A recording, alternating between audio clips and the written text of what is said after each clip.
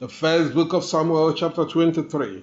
Then they said to David, Behold, the Philistines are fighting against Keilah and striking the barrels. Therefore David sought counsel from the Lord, saying, Can I go and strike these Philistines?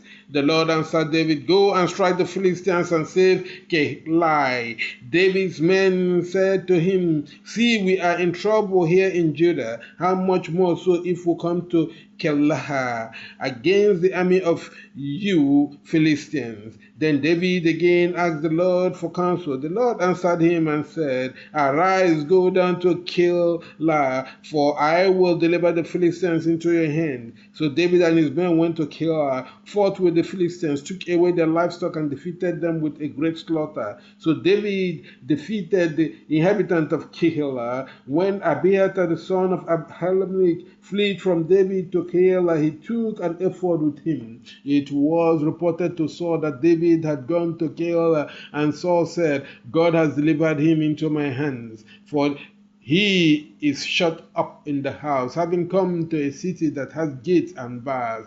Then Saul summoned all the people of war to go down to Keilah and besiege David and his men. David, knowing that Saul imagined that he would harm him, said to Abiathar the priest, Bring me the ephod. Then David said, O Lord, God of Israel, your servant has heard that Saul is coming to Keilah to destroy the city because of me. Will the lords of Keilah deliver me into his hands, and will Saul come down as your servant has heard? O Lord God of Israel, please tell your servant. The Lord answered, He will come down. Then David said, Will the lords of Keilah deliver me and the men who are with me into the hand of Saul? The Lord answered, They will deliver you. Then David and his men, who were about 600 in number, got up and departed from Keilah and went wherever they could.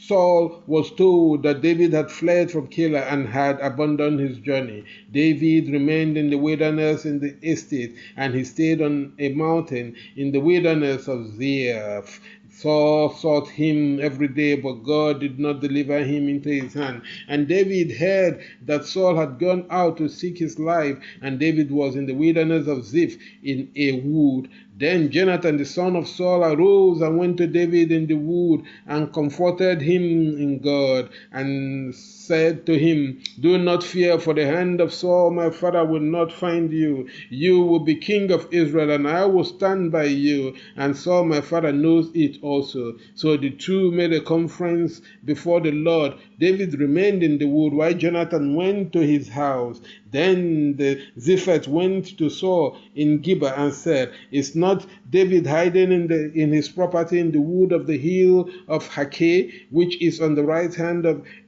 Jeshimo? Now therefore, O king, come down according to what your heart may desire, and our part shall be to deliver him into the king's hand. Then Saul said, Be blessed of the Lord, for you have had compassion on me.